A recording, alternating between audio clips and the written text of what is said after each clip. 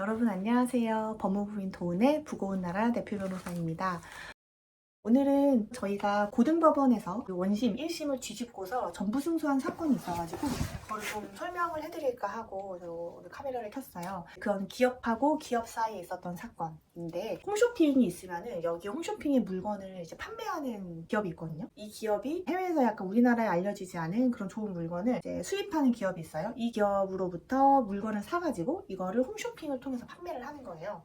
약간 이런 식의 구조를 가지고 있는데, 이제 이러려면 이제 방송 일정도 잡아야 되고 해외에서 물건을 수입해오는 기업하고 그러니까 물품 공급 계약을 맺어야 되는 거예요. 이런 경우에는 보통 선수금이 조금 있어요. 완전히 그 물건을 딱 줄 때 딱 동시행으로 마지막에 주는 게 아니라 선수금을 먼저 치르고 그다음에 물건이 입고되고 입고되지 않으면 뭐 다시 환불하는 뭐 이런 식의 절차도 있는데, 일단은 처음에 돈을 아예 지불하지 않고 이 물건을 다 받은 다음에 그때서야 물품 대금 전부를 주는 경우는 사실 거의 없다고 보시면 돼요. 그 정도로 계약을 할 수 있는 그 수입 업체는 대부분 이제 규모가 큰 대기업이라 굳이 이제 다른 기업을 통해서 이걸 하지 않고 자기가 보통 다이렉트로 팔거나 다른 판매처를 이용해서 할 수 있기 때문에 홈쇼핑에서 대량의 물건을 사와서 하는 이런 3단계 유통 구조를 가진 경우에는 대부분 물건을 사오는 데 필요한 초기 비용을 먼저 받죠.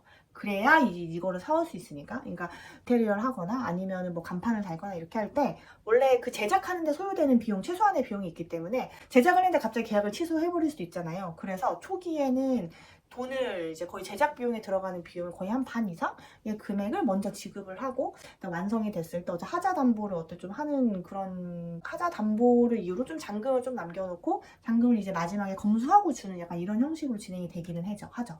물품 대금을 줬어요. 그래서 물품 공급 계약을 하고 물품 공급을 이제 언제까지 하기로 했고 그 돈을 이렇게 미리 줬는데, 이게 지금 물품 대금을 준 건지 아니면은 그냥 물품 대금을 그냥 대여금이다, 너네가 그 물건을 사와서 우리한테 조달하려면 초기 비용이 필요하니까 내가 그 돈을 빌려줄 테니 이거를 물품을 주면 물품 받은 만큼 요거를 그냥 대여금을 갚은 걸로 해줄게 라고 한 건지, 사실 물품 공급 계약을 체결할 당시에는 그게 명확하지가 않았어요. 왜냐면 그걸 이제 명확히 하지 않으니까 물품을 판매하는 입장에서는 당연히 물품 대금을 선지급한 거라고 생각을 했고, 또 거기에 대한 대여금 계약서를 따로 작성하진 않았고, 근데 애매한 거는 양도담보 계약서를 작성하긴 했어요. 근데 그 양도담보 계약서에 당사자 간의 채무를 담보하기 위한 거라고만 돼 있었지 이게 대여금 채무라고는 되어 있지 않았거든요. 근데 보세요, 대여금 계약서는 없어요. 근데 물품 대금 계약서는 있고 딱 그 물품 대금에 해당하는 돈을 지급을 한 거죠. 이게 이후에 이 물건이 잘 안 팔린 거예요.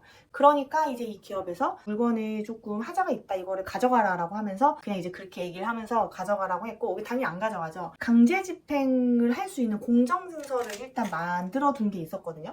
그래서 강제 집행을 바로 실행을 해버린 거예요. 그러니까 회사에 막 압류가 들어가고 막 지금 난리가 난 거죠.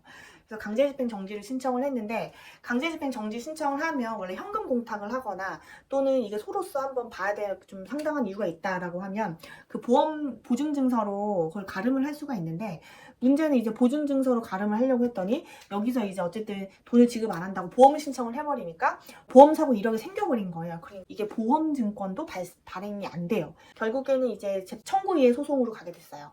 1심에서는 반절 정도는 우리가 이기고 반절 정도는 상대방이 이기는 약간 그런 반반의 판결이 나왔어요. 근데 거기에서는 뭐라고 했냐면 이거는 대여금이다, 공급했던 물품 중에 일부는 팔았으니까 거기에 대해서는 이제 받은 걸로 하고 그 나머지에 대해서는 공장에 이제 보관되어 있지, 공장에 보관되어 있는지도 재판부에서 심리를 안 했어요. 그거는 일단 반품이 됐으니까 반품이 된 걸로 봐서 돈을 줘야 된다, 대여금을 상환해야 된다, 이런 식으로 판단을 했는데 저희가 항소를 했죠.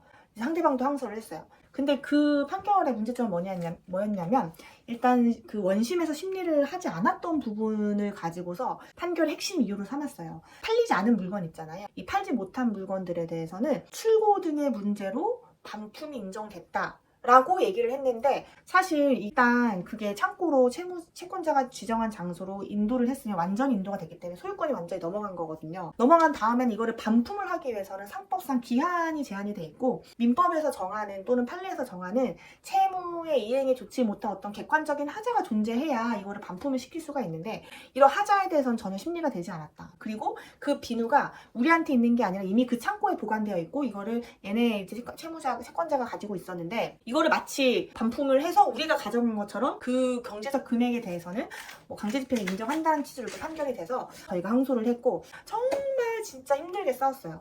그 소송 중에 이 채권자가 자기가 보관하고 있는 그 창고에 있는 물건을 우리 의뢰인 측의 소유 물품이라고 주장을 하면서 이 비누를 강제 집행하려고 강제 매각을 신청을 한 거예요, 압류해서.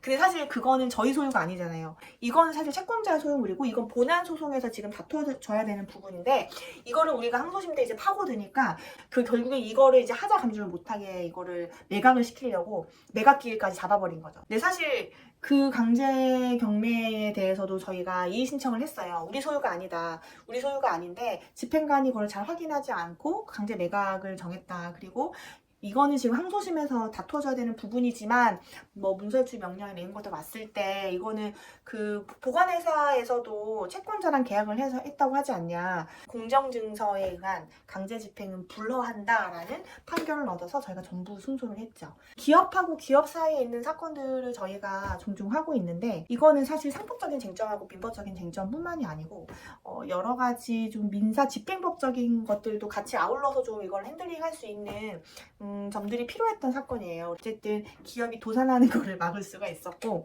한 기업의 생명을 유지할 수 있었다는 굉장히 보람된 사건이었습니다. 저희가 많은 기업 사건들을 담당하고 있으니까 궁금하신 분들은 언제든지 법무법인 도우노로 연락주세요. 감사합니다.